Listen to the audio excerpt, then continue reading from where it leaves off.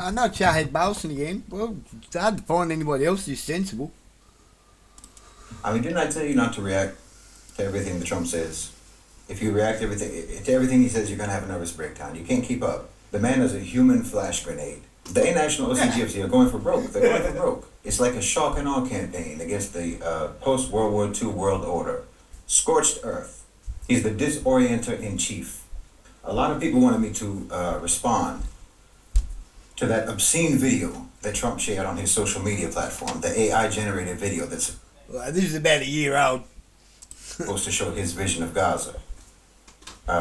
Even though I've already said multiple times that you should never take anything that man says literally. Never take anything literally. I've already said that this whole so-called plan for Gaza was absurd. And it's nothing but a tactic for signaling to the GCC and to Egypt and so on that it's time to move forward with a workable plan for reconstruction. And that was essentially confirmed by Steve Witkoff a few days later when he said that Trump was just trying to get the leaders in the region talking, just trying to get them to talk and put together ideas for moving forward. But of course it was a disgusting video. I mean, it was disgusting and pathetic. It was disgusting, pathetic, and it's the closest that they will ever come to that scenario ever existing in reality. This is what they can do now. This is all they can do now. They can create an AI virtual outcome because creating a real outcome is no longer within their capacity. It's no longer within their capability. It's like that crazy Egyptian a while back in Syria, who made an AI vision of an uprising in Egypt. It's the same. You are so disconnected from having any real world impact, any real world influence, that your imaginary dream scenarios can only be realized through AI, CGI, animation, what have you. So I wasn't going to respond to that anyway. Or anyway, I was deciding whether or not to respond to that grotesque video. And then there was the smackathon at the White House with Trump and Zelensky and J.D. Vance. See what I mean? It's shock and awe. Never leave enough time to process. Never leave enough time to deliberate or to analyze. Just pummel the collective consciousness with spectacles and dumpster fires to keep everyone not just distracted, but literally bewildered. Paralysis through an overload of weird, shocking behavior. And within this stampede of outlandish, outrageous behavior, you also have, what's his name? Elon Musk's shenanigans in Germany and UK and so on. The elections in Germany that took Schultz out and replaced him with a former BlackRock executive. People ask me to comment on all of these things.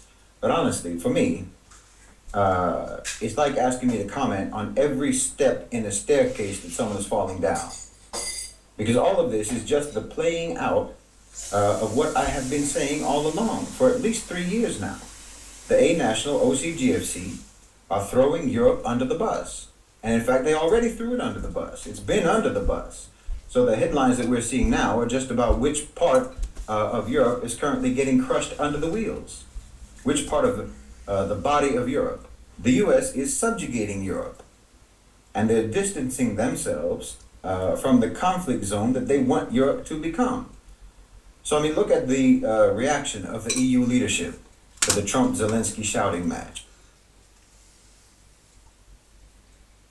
It's good to go back and do revisions like this. Especially from Shahid Bolsen. Because you see what he was saying back then has already played out.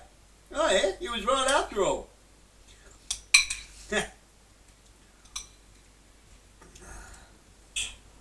Just pledging their undying support for Ukraine, doubling down on their animosity towards Russia, and accepting the fact or acknowledging the fact that they are no longer American partners. That's just Europe continuing to fall down the stairs. And the effigy of Schultz is removed and BlackRock takes over direct control over Germany to ensure that the destabilization goes on. Every country is supposed to fend for itself in terms of security and military preparedness and so forth. Which it doesn't mean anything except purchasing weapon systems from the U.S. It means domestic conscription and so on. You understand? I find it hard to motivate myself, frankly, to even comment on all of this because I have literally been saying this for years already. So it's hard for me to find something new to say except, yeah, that's what I said. I mean, if you want me to comment on the train wreck of that press conference between Trump and Vance and Zelensky, what is there to say? Really, what is there to say? I mean, this is where it's appropriate to bring up the fact that Trump was a reality TV star. You know, people mention that all the time about Trump, dismissively, as if that's the only thing that Trump ever has been, which is dishonest. But in this case, it's right, because that was a reality TV catfight. And it makes me look at how well King Abdullah actually controlled himself in his press conference with Trump. You know, that press conference that everyone criticized him for. But he didn't allow himself to be provoked into the indignity of a shouting match, which you have to know at this point that Trump is always loaded up for that. He's always loaded up for that. He's ready to do it. So I think world leaders need to understand that any joint press conference with Donald Trump is a trap, because he absolutely is shamelessly ready to play for the cameras at any time.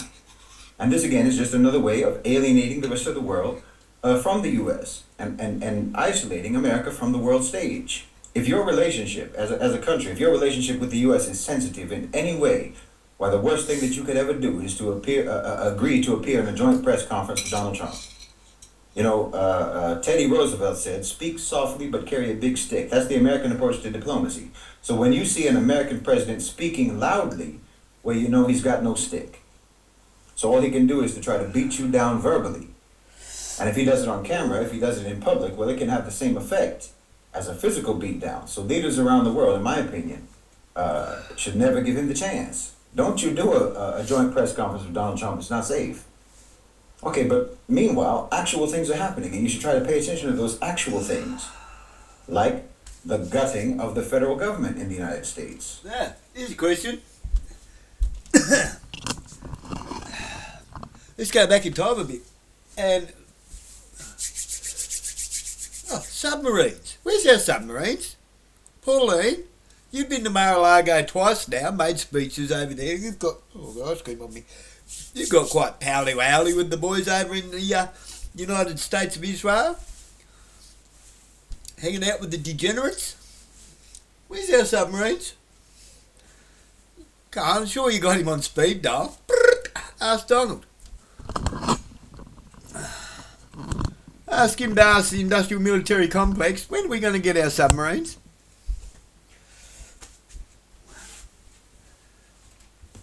The A National OCGFC are scraping out the insides of the government like a Halloween pumpkin. What we are witnessing is not some unprecedented decline of Western power, but rather we're seeing the natural conclusion of the imperial project. The A National OCGFC are simply doing now to Europe and doing to America what they have been doing to the global south for decades. Longer than decades. The machinery of the empire was never built to serve the people at the imperial core. Remember that. It was built to serve the private interests that controlled the empire. And now, with America retracting as an empire, those same private sector elites are cannibalizing the very system that sustained them. You understand? For decades, the global south has been systematically stripped of sovereignty. Its governments have been reduced to administrators of corporate interests, corporate imperialism. Their resources extracted, their populations controlled through debt, through military intervention and economic coercion, on and on and on. Now that process is being applied to the former imperial centers themselves. The U.S. isn't just retreating from global hegemony, it's being devoured from within. The institutions that once managed the empire abroad are now being dismantled at home, like the NED and USAID, and is being repurposed to facilitate the looting of the American economy and the subjugation of its own population under the same neoliberal order that it imposed everywhere else. That's what's happening. I mean, look at what Trump has done to the federal government. Honestly, agencies that were once responsible for regulating industry, for protecting labor rights, for ensuring environmental standards, or for providing social services. It's all being gutted. It's all being hollowed out. Or it's being handed over to the private sector actors who have no interest in governance beyond how it can be exploited for profit.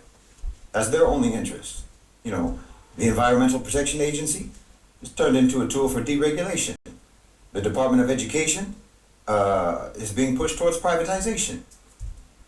The Consumer Financial Protection Bureau dismantled to make way for unchecked corporate predation. Even institutions like the State Department, even institutions like the Pentagon, traditionally instrumental in maintaining empire abroad, is being restructured to prioritize the profits of defense contractors and oil companies over any sort of strategic vision that has anything to do with defense.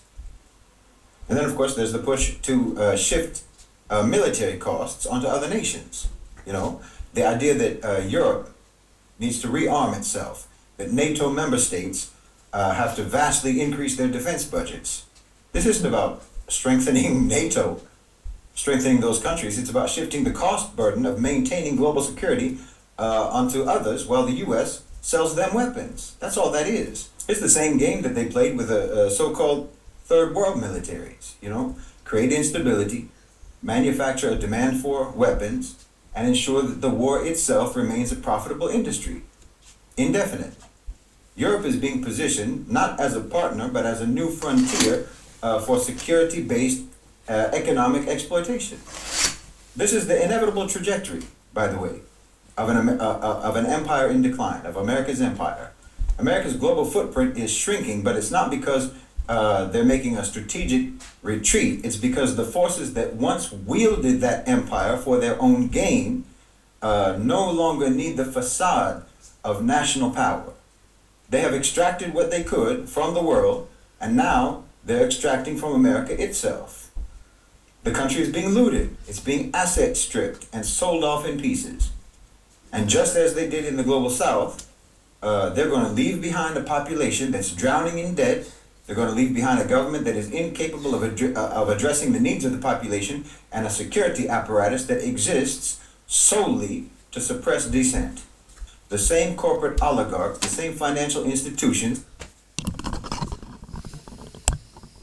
Think about the state of our country at the moment. It's exactly what's going on, isn't it?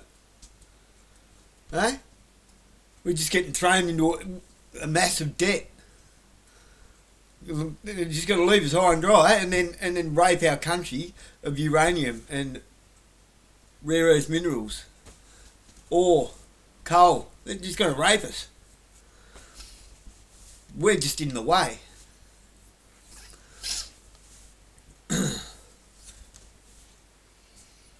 What are you going to do about it? Because, like I've been saying, do you have anything worth a few $1 million that you didn't pay for? Well, no, I don't. Did you create $1 trillion worth of debt? I don't know anybody that contributed to $1 trillion worth of debt. I don't know anybody that borrowed money they couldn't afford to pay back, other than the government. So I guess it must be their debt. Yeah, it is their debt. Hey? I've been saying, if we claim sovereign title and just stop funding the government, they'll have no choice but to resign. We just have to say staunch to it. They won't like it, but what are they going to do? Come into every house in Australia and evict everyone? And sell the houses to who? Nobody. Why? Because they evicted everybody from everybody's houses and there's nobody to sell them to. Hello? It'd suck to be them, wouldn't it? Treating them the way they've been treating us for all these years.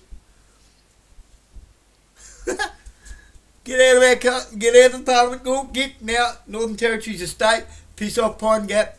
Piss off your military bases. Canberra is a state again. None of this territory bullshit. Sovereign title. So we cash in our royal estates. All of them. All the first name estates go to the national debt. All the last name estates go into buying the country back itself. Goes into our land. We buy back all that way. That way, we pay out contracts and we buy back all of our infrastructure. Oh, boo-hoo, you won't have money, but you'll own everything. Like, literally own everything. The country.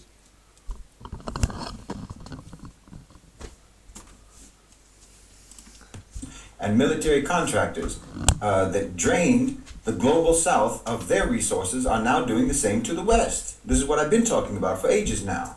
The same economic policies that left entire nations in the global south impoverished, the same mechanisms of debt enslavement, the same manufactured crises and wars of destabilization and so on, those are now being turned inward. You all over there in America need to understand this. Yeah. Wallahi, you need to understand that you are absolutely on your own. You know, you have a kind of bear that's only in America, the black bear. It's a predatory animal and a scavenger, appropriately so. And when it goes out to find prey, to find food, and it can't find it, well, it comes right back to its den and it eats its own cubs. Forget about the chickens coming home to roost. This is a case of a hungry bear coming home to eat its young. That's what's happening. And you need to start thinking, if you're in America, you need to start thinking about your options.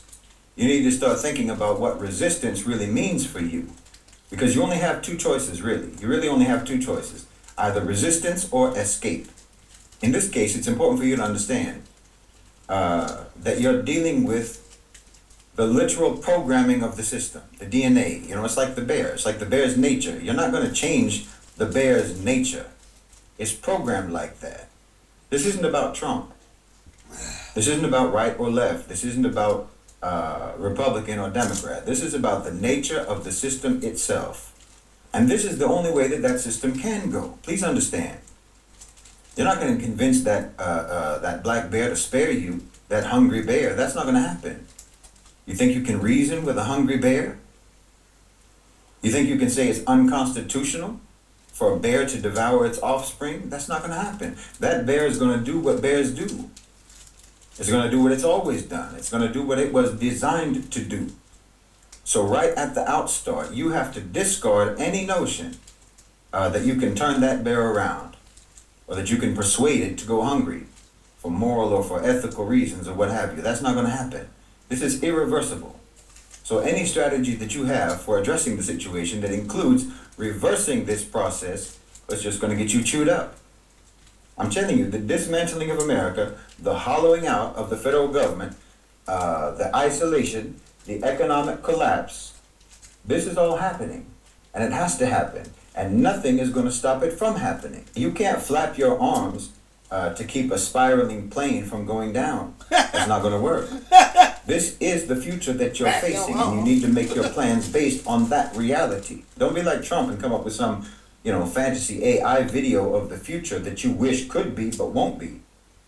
And don't make your plans based on the way you think things should be. Make your plans based on the way things actually are. I'll give you another evidence. Trump's so-called gold card program, visa program.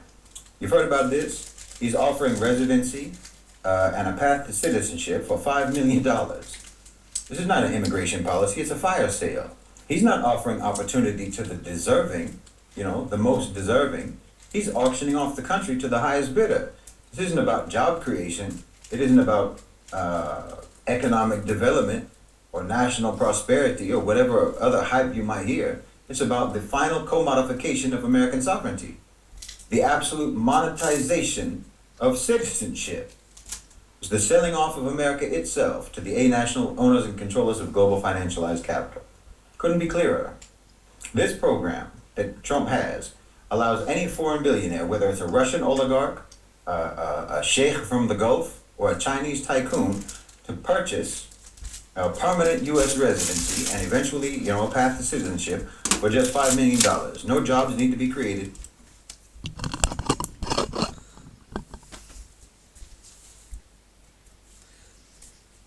Apparently there's 10 Japanese companies, like mega companies. Toyota wants to come back. Mitsubishi, but not for cars. For energy, infrastructure, engineering, mineral and resource processing, iron plants, steel works, AI and technology research. In other words, right? What do you think? One Nation and all that, and Barnaby Joyce and Pauline and that's China's bad. Oh, America, Japan good. Why do you think that is? They want to sell what's already been sold. There's already 99-year leases to a BRICS nation called China and to the Saudis. Paul Keating hooked us up 99-year leases, and to BRICS nations, honour is everything. Honour is everything, not digital currencies, honour. Now, if we sign up to BRICS nations, we'll piss this government off out of it, all of them, they've got to go. And we can renegotiate by signing up as a BRICS nation and completely renegotiate, and we can come out of this smelling like gold, literally. But we have to claim sovereign title.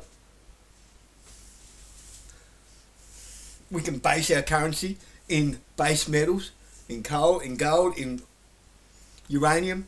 We've got nearly half the world's uranium. At 30% of some other rare earth mineral. At 30% of that. Like, we could make Dubai look like a kid's sandpit with cat shit in it.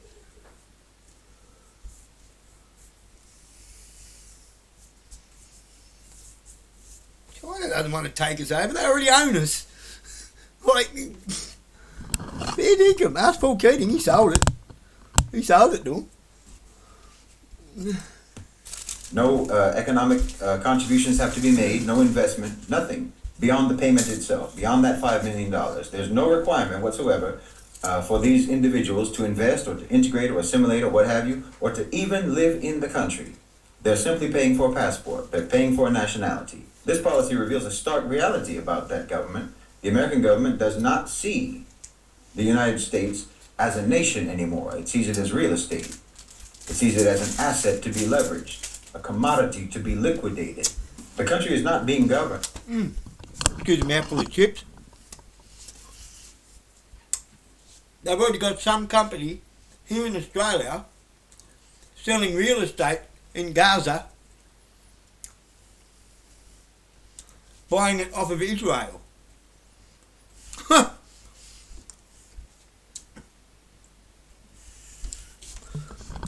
Now that's a crime.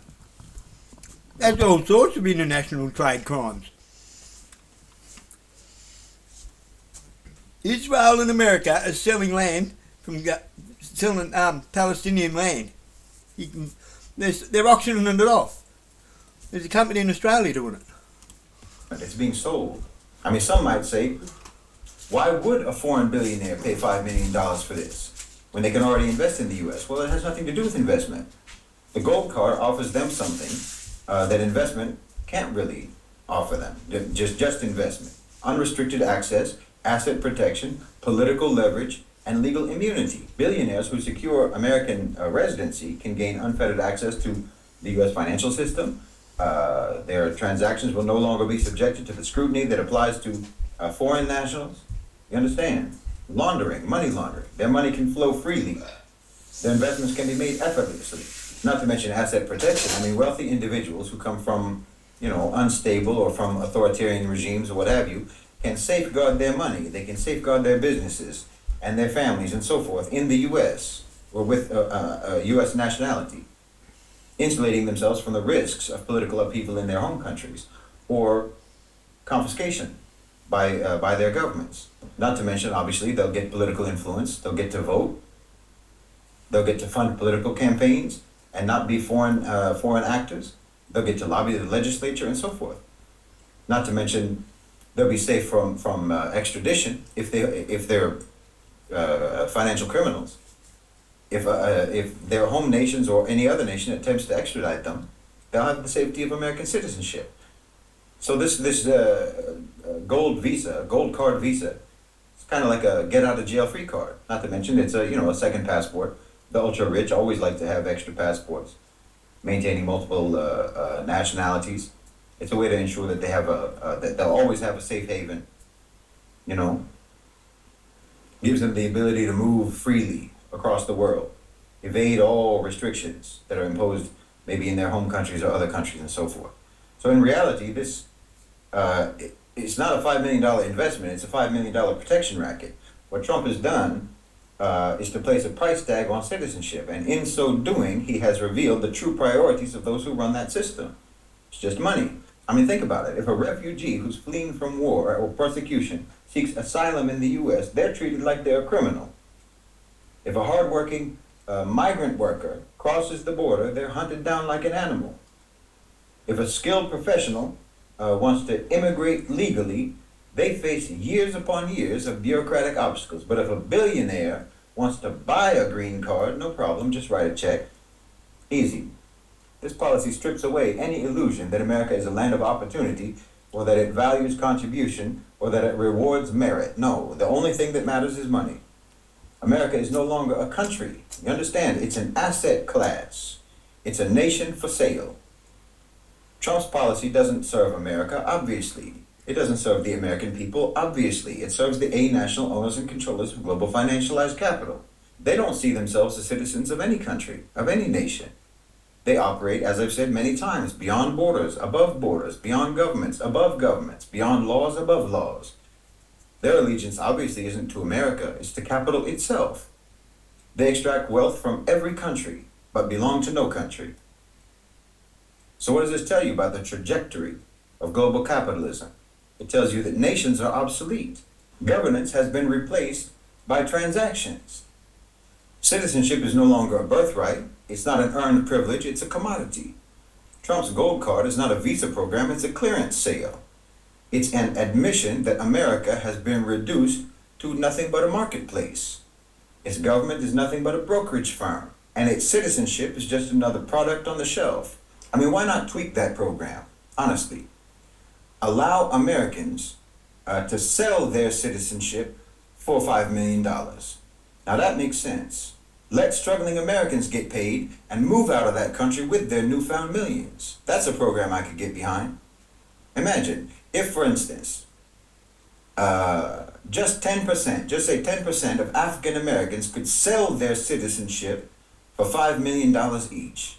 That's roughly 5 million new millionaires, $25 trillion between them. You can get a Dominican citizenship for an investment of just $100,000. So again, just for instance, you could make the Dominican Republic $25 trillion richer overnight. You know, I'm just saying African Americans because they have the most obvious reasons for being interested in selling their citizenship, since they don't get much out of it in the first place. But if you offered a program like that in reality, well, I think that you'd see that country empty out. I mean, ask yourself, if you're an American, what would you rather have? American citizenship or $5 million? $5 million and the opportunity to get citizenship elsewhere and have all the safety and all the security that comes with being that rich. I think for most Americans, that's a no-brainer. Retaining your citizenship is never going to secure for you that kind of wealth. It's never going to secure that kind of wealth for you. It's never going to give you that kind of freedom, and it's never going to give you that kind of security. And I think you know it. Well, I think you ought to ask for this, actually. You know, Trump already opened the door for it. I think you ought to demand the right to sell your citizenship, since he's already treating it like a product, like an asset that can be bought and sold. So why can't the people who already possess that asset, who already have that product, why can't they sell it? Isn't that capitalism? Isn't that the free market? You know, why can't every individual citizen become a seller of their own citizenship? I mean, Trump started it. Anyone in the world ought to be able to buy American citizenship on eBay. Then, in fact, forget about selling it. If American citizenship is worth $5 million, well, shouldn't we be entitled to a refund? I mean, I don't know about you, but I sure never got $5 million worth of value from my citizenship. Did you? Well, I think the government ought to buy it back, just like corporations, you know, with their share buybacks and so on. You can have it. Give me that $5 million and we'll be on our way. Who wouldn't go for that deal? Well, you'd see that whole country depopulated within days. But seriously, I think that you're going to have to think in terms of how you're going to ride this avalanche, and don't fool yourself ever into thinking that you can ever stop it or that you can reverse it. No, you are surfing on a landslide. If you're an American, and you're going to have to pay attention to the way that that landslide is moving, to adjust your position accordingly to make sure that you don't fall and get swallowed into it. That's what's happening. And the unfortunate reality is that the power structure has spent decades making sure that you are not equipped to deal with this. That's the truth.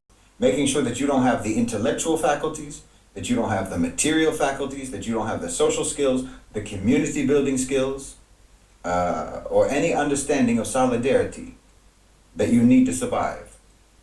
Why the American people have become literally the fatted calf, ready for slaughter. I mean, look around you.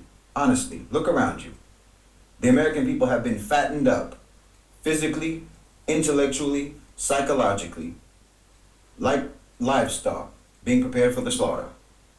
I mean, this isn't just about obesity rates, literally, even though those are skyrocketing. This is about a whole population that has been systematically weakened, has been systematically softened, and they've been made utterly dependent to the point where they can't even recognize their own captivity. This is the situation that you're in. I mean, just look at, like I say, even literally, look at the bodies of Americans. 30% of U.S. adults in 1999 were obese. Now it's over 40%. And severe obesity, the kind that cripples mobility, that causes diseases, that makes you incapable of even basic physical autonomy, that's doubled in the last 2 decades. Children are following the same trajectory. I mean, childhood obesity rates have tripled since the 1970s. Well, what does that mean? It means that the system has literally engineered a society where people are too sedentary, they're too sluggish, they're too unhealthy to resist. They're too dependent on medications and on processed food and so on. You're not being prepared for a future of strength and independence. You're being prepared for culling. And no, it's not just physical. Intellectually, the decline is just as dramatic. You know, global assessments rank the U.S. embarrassingly low in literacy, in mathematics, in problem-solving skills. We're talking about a country that prides itself supposedly on being the leader of the free world, yet its people struggle to comprehend basic information, struggle to apply logic, to critically assess what's even happening around them. Do you understand what that means? It means that the majority of people are functionally incapable of defending themselves. They're functionally incapable of defending themselves or protecting themselves against manipulation. They don't have the intellectual tools to resist. They have been rendered deliberately passive. And the people know it themselves. The people are aware of this. You know, polls show that the Americans themselves know that they are experiencing moral and intellectual decline. But they also believe that it's always been getting worse, that this is just the way things are. This is psychological engineering at its finest, convincing the whole society that its decay is natural and inevitable. Your food is poisoned, your education is hollowed out, your physical strength is eroded, your attention span is destroyed. You're not being prepared for leadership. You're not being prepared for self-sufficiency. You're not being prepared for resilience. You're being prepared to be used and discarded. And the worst part is that you've been made to accept it. So, I mean, the question is, are you going to keep grazing in the pasture? Getting softer and softer, getting weaker and weaker, just waiting for the inevitable? Or are you going to break free? Try to regain some kind of strength and refuse to be led to the slaughter, because let me tell you something, no one's coming to save you.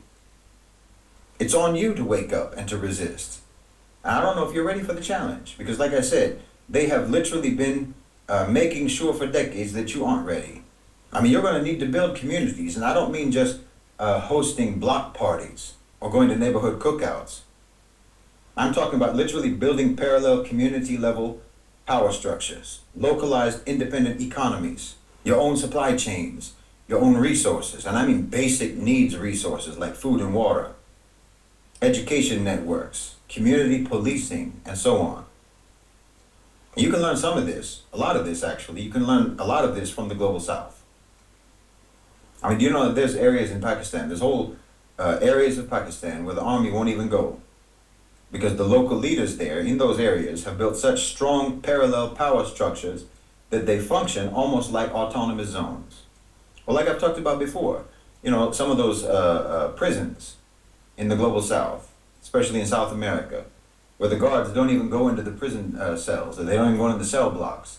because the prisoners, the inmates, have seized full control. Well, that's your situation. You're prisoners. You're inmates, not citizens. Understand this. You are inmates of America. You're not residents and you're not citizens. You're inmates. And if you can't find your way out of that prison, well, then you're going to have to find some kind of way to consolidate some degree of autonomous control where you are. Now, I'm only telling you how things are shaping up over there. That's all I'm saying. You can do whatever you want with it. But realistically, this is what you're facing. This is the reality that you're facing. This is the future that you're facing. That American bear, that corporate bear, went looking for prey in the global south because that's where all the prey used to be. But now the global south has got its own bears. So that bear is coming right back to you. And you're going to have to be ready. Welcome to Survivor. Wanker.